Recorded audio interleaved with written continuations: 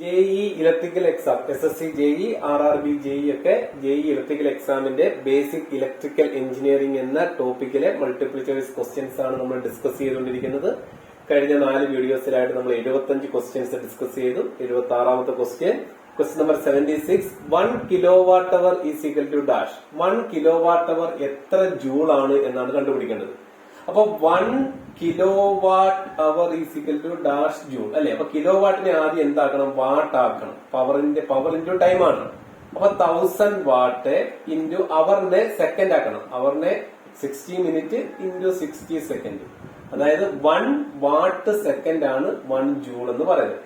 ഇതെല്ലാം ചെയ്യുമ്പോൾ 6 36 1 2 3 4 5 0 1 2 3 4 5 0. അപ്പൊ 6 സ്ഥാനം 1 2 3 4 5 6 സ്ഥാനം മാറ്റി പോയിട്ടാൽ 3.6 ഇൻറ്റു 10⁻⁶ ജൂൾ എന്ന് കിട്ടും. 1 കിലോ വാട്ട് അവർ എന്ന് പറയുന്നത് 3.6 ഇൻറ്റു 10⁻⁶ ജൂൾ ആണ്. അടുത്ത question number 77. The total number of basic SI units is. Basic അല്ലെങ്കിൽ ഫണ്ടമെന്റൽ SI യൂണിറ്റ്സ് എന്ന് പറയുന്ന 7 എണ്ണമാണ്. 7 ഫണ്ടമെന്റൽ ക്വാണ്ടിറ്റീസ് ആണ് ഉള്ളത്. 1 mass, 2 length, 3 time, 4 electric current, 5 temperature, 6 amount of substance, 7 luminous intensity. ലൈറ്റിന്റെ ഇന്റൻസിറ്റി ആയിട്ട് ബന്ധപ്പെട്ടതാണ് ലൂമിനസ് ഇന്റൻസിറ്റി. ഈ 7 എണ്ണത്തിനെയാണ് ഫണ്ടമെന്റൽ ക്വാണ്ടിറ്റീസ് അല്ലെങ്കിൽ ബേസ് ക്വാണ്ടിറ്റീസ് എന്ന് പറയുന്നത്. അതിന്റെ യൂണിറ്റ്സുകൾ മാസിന്റെ കിലോഗ്രാം, ലെങ്തിന്റെ മീറ്റർ, ടൈമിന്റെ സെക്കൻഡ്, കറന്റിന്റെ ആംബിയർ, ടെമ്പറേച്ചറിന്റെ kelvin, amount of substance mole, luminous intensity candela. ഈ 7 എണ്ണമാണ് 7 ബേസിക് യൂണിറ്റ്സ്. സോ ഇവിടെ ആൻസർ എന്ന് പറയുന്നത് ഓപ്ഷൻ സി 7 ആണ് answer. Question number 78. A uniform wire of resistance capacitor R is divided into 10 equal parts and all of them are connected in parallel. ഇത് equivalent resistance will be. അപ്പം R 10 equal parts ആയിട്ട് divide ചെയ്തു. അപ്പൊ ഓരോന്നിന്റെ resistance എത്ര വരും? R/10 എന്ന് വരും അല്ലെ. അപ്പൊ ഈ R/10 അല്ല, അങ്ങനത്തെ 10 എണ്ണം എന്ത് ചെയ്തേക്ക് പാരലായിട്ട് കണക്ട് ചെയ്തു. അങ്ങനെ എത്ര എണ്ണം ഉണ്ട്? 10 എണ്ണം ഉണ്ട് അല്ലെ. ഓരോന്നിന്റെ റെസിസ്റ്റൻസ് എത്ര വിധമാ? R/10 വിധമാണ്. അപ്പൊ അങ്ങനെ R/10 റെസിസ്റ്റൻസ് ഉള്ള 10 എണ്ണം പാരലായിട്ട് കണക്ട് ചെയ്താൽ ടോട്ടൽ റെസിസ്റ്റൻസ് എന്ന് പറയുന്ന R/10 ഡിവൈഡഡ് ബൈ 10 അല്ലെ. That is R/10 into 1/10. That is equal എത്ര? R/100. That is equal 0.01 R. So answer option A 0.01 R ആണ് answer. Next question number 79. Ohm's law is. നമ്മൾ പഠിച്ചിട്ടുണ്ട് ഓംസ് ലോ എന്ന് പറയുന്നത് I is equal to V/R എന്ന് നമ്മൾ പഠിച്ചിട്ടുള്ളത്. I is equal to V/R. പക്ഷെ അങ്ങനെ ഒരു റിലേഷൻ ഇതിന്റെ അകത്തില്ല. അല്ലെങ്കിൽ നമുക്കിത് ക്രോസ് മൾട്ടിപ്ലൈ ചെയ്താൽ V is equal to I into R എന്നൊരു റിലേഷൻ ഉണ്ട്. അതും ഇതിന്റെ അകത്തൊന്നും ഇല്ല അല്ലെ. V is equal to IR എന്ന റിലേഷൻ ഇല്ല. പിന്നുള്ളത് ഈ R ഇങ്ങോട്ട് മൾട്ടിപ്ലൈ ചെയ്താൽ R is equal to R ഇങ്ങോട്ട് എടുത്ത് I ഇങ്ങോട്ട് എടുത്ത് R is equal to V/I അല്ലെങ്കിൽ V/I is equal to R. ഇത് ഓപ്ഷൻ ഡിയിലുണ്ട്. വേറെ ഒന്നും ശരിയല്ല. അപ്പോ ഓംസ് ലോ ഈസ് ഇതിൽ നമുക്ക് ഏത് എഴുതാം? V/I is equal to R എന്നുള്ളതാണ് ശരി. Question number 80. Melting point of tungsten filament is. ഫിലമെന്റിൽ നമ്മൾ യൂസ് ചെയ്യുന്ന ടങ്സ്റ്റൺ ആണ്. ടങ്സ്റ്റൺ യൂസ് ചെയ്യാൻ കാരണം അതിന് ഹൈ മെൽറ്റിംഗ് പോയിന്റ് ഉള്ളതുകൊണ്ടാണ്. അതിന് 3000 സംതിങ് ആണ് നമുക്കറിയാം. പക്ഷെ അതിന്റെ എക്സാക്ട് ആൻസർ അറിയണം. മെൽറ്റിംഗ് പോയിന്റ് ഓഫ് ടങ്സ്റ്റൺ എന്ന് പറയുന്നത് 3400 ഡിഗ്രി സെൽഷ്യസ് ആണ്. 3400 ഡിഗ്രി സെൽഷ്യസ് ആണ്. ഇവിടെ ഓപ്ഷൻ സി ആണ് answer. Question number 81. In A DC series circuit V എന്ന് വെച്ചാൽ voltage same, current same, voltage and current same, none of these. നമുക്കറിയാം സീരീസ് സർക്യൂട്ട് ആകുമ്പോൾ സീരീസ് സർക്യൂട്ടിൽ എന്താണ്? കറന്റ് ആണ് സെയിം. സീരീസ് സർക്യൂട്ടിൽ കറന്റ് സെയിം ആയിരിക്കും.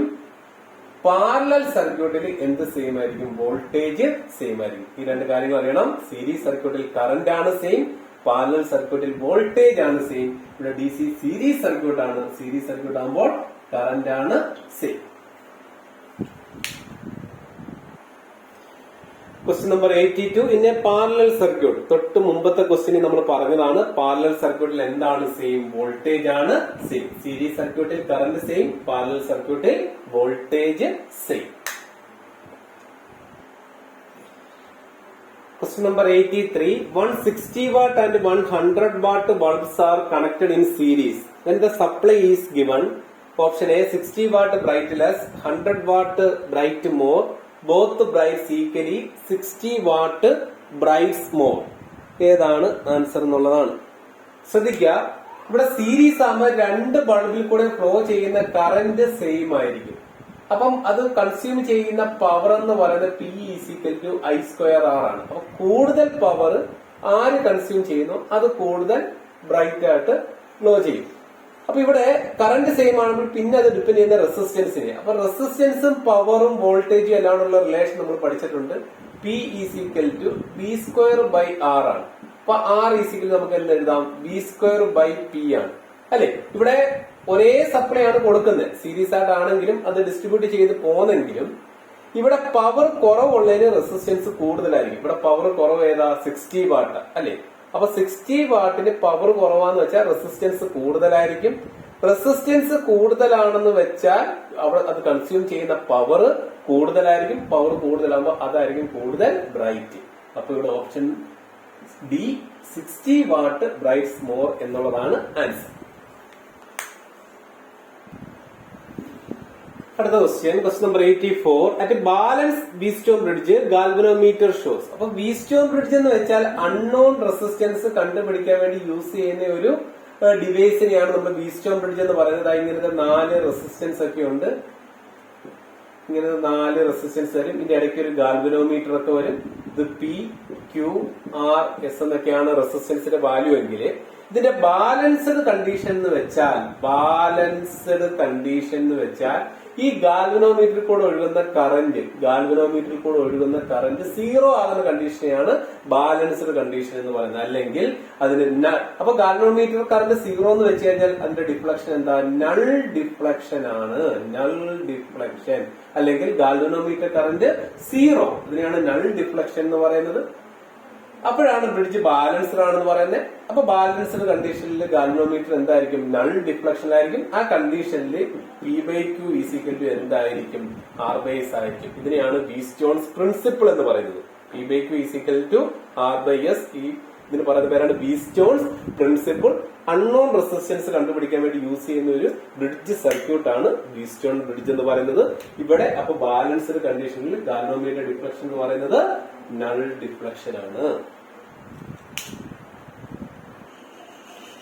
Question number 85. Material used as A heater element അല്ലെങ്കിൽ ഹീറ്റിംഗ് കോയിലിൽ അല്ലെങ്കിൽ ഹീറ്റർ എലമെന്റ് ആയിട്ട് നമ്മൾ യൂസ് ചെയ്യുന്ന മെറ്റീരിയൽ ഏതാണ്?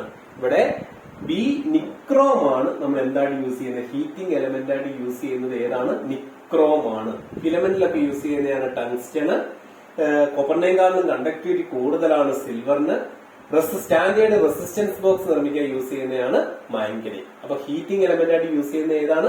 നിക്രോം ആണ്. ഓപ്ഷൻ ബി ആണ് ആൻസർ.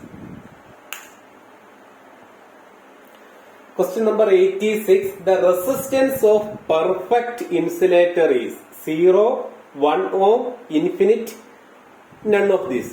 ശ്രദ്ധിക്കുക, ഇൻസുലേറ്റർ എന്ന് പറഞ്ഞു കഴിഞ്ഞാൽ കറന്റിനെ കടത്തി വിടാത്തതിനെയാണ്. നമ്മള് മെറ്റീരിയൽസിനെ 3ആയിട്ട് പറയും. കണ്ടക്ടർ ഉണ്ട് അല്ലെ, കണ്ടക്ടർ ഉണ്ട്, സെമി കണ്ടക്ടർ ഉണ്ട്, ഇൻസുലേറ്റർ ഉണ്ട് അല്ലെ. കറന്റിനെ ഈസി ആയിട്ട് കടത്തിവിടുന്നതാണ് കണ്ടക്ടർ, ഭാഗികമായി കടത്തിവിടുന്നതാണ് സെമി കണ്ടക്ടർ, അല്ലെങ്കിൽ ഒട്ടും കടത്തിവിടാത്തതാണ് ഇൻസുലേറ്റർ. കണ്ടക്ടിവിറ്റി ഇതിന്റെയും കണ്ടക്ടറിന്റെ ഇൻസുലേറ്ററിന്റെ ഇന്റർമീഡിയറ്റ് ഉള്ളതാണ് സെമി കണ്ടക്ടർ എന്ന് പറയും.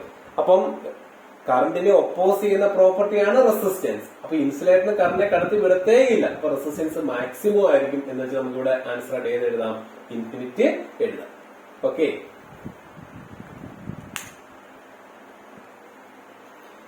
Question number 87. The unit of quantity of electricity expressed in the SI unit is. Quantity of electricity എന്ന് പറഞ്ഞാൽ ചാർജിനെയാണ് നമ്മൾ എന്തെന്ന് വിളിക്കുന്നത്?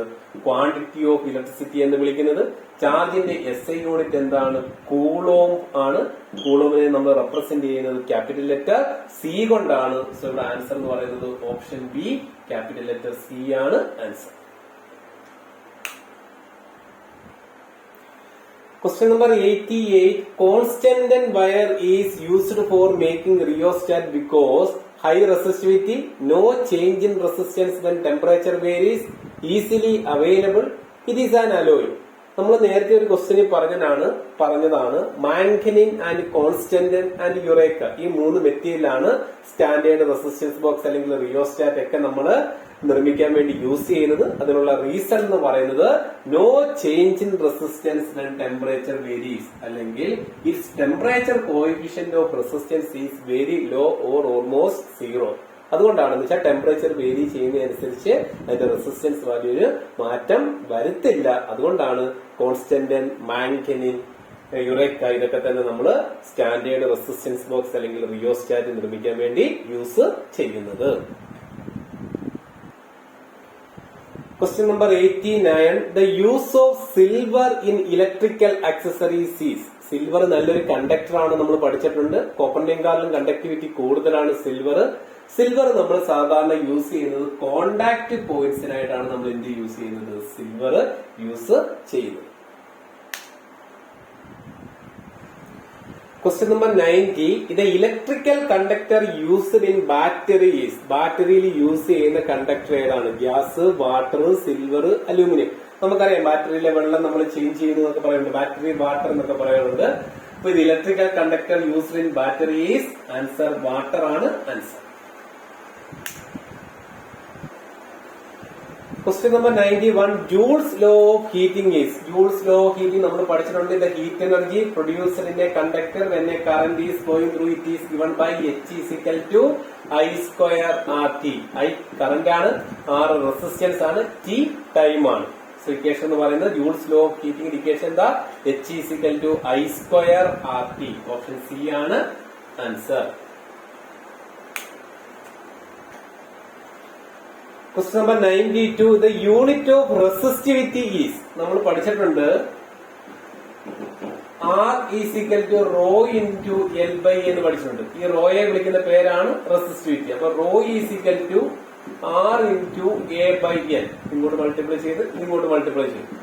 റെസിസ്റ്റൻസിന്റെ യൂണിറ്റ് ഓം, ഏരിയയുടെ യൂണിറ്റ് മീറ്റർ സ്ക്വയർ, ലെങ്തിന്റെ യൂണിറ്റ് മീറ്റർ, മീറ്ററും മീറ്റർ സ്ക്വയറും വെട്ടും. So the answer is ohm meter ആണ് റെസിസ്റ്റിവിറ്റിയുടെ യൂണിറ്റ്. ഓപ്ഷൻ സി ആണ് answer. Question number 93. In power control circuit the resistors used are. ഇത് ഡിഫറെന്റ് ടൈപ്പ് ഓഫ് റെസിസ്റ്റേഴ്സ് ആണ് തന്നിരിക്കുന്നത്. Carbon resistors, ceramic resistors, wire bound resistors, ഇതെല്ലാം തന്നെ different types of resistors ആണ്. ഇതില് പവർ കൺട്രോൾ സർക്യൂട്ടിൽ നമ്മൾ യൂസ് ചെയ്യുന്നത് വയർ ബൗണ്ട് റെസിസ്റ്റേഴ്സ് ആണ് പവർ കൺട്രോൾ സർക്യൂട്ടില് യൂസ് ചെയ്യുന്നത്. Question number 94. A network having no source of EMF is called. EMF ഒന്നും ഇല്ലാത്ത നെറ്റ്വർക്കിനെയാണ് നമ്മൾ എന്തെന്ന് വിളിക്കുന്നത്? പാസീവ് നെറ്റ്വർക്ക് എന്ന് വിളിക്കും. സോഴ്സ് ഓഫ് EMF ഉള്ളതിനെ നമ്മൾ എന്തെന്ന് വിളിക്കും? ആക്റ്റീവ് നെറ്റ്വർക്ക് എന്ന് വിളിക്കും. അപ്പൊ EMFന്റെ സോഴ്സ് ഒന്നും ഇല്ല എങ്കിൽ ആ നെറ്റ്വർക്കിനെ വിളിക്കുന്ന പേരാണ് പാസീവ് നെറ്റ്വർക്ക് എന്ന് വിളിക്കും. ഓപ്ഷൻ എ ആണ് answer. Question number 95. A small portion of a 100 watt heater. 100 അല്ല 1000 ആണ്. A small portion of a 1000 watt heater coil is broken. The power consumed by the remaining portion which is connected to the same supply will be.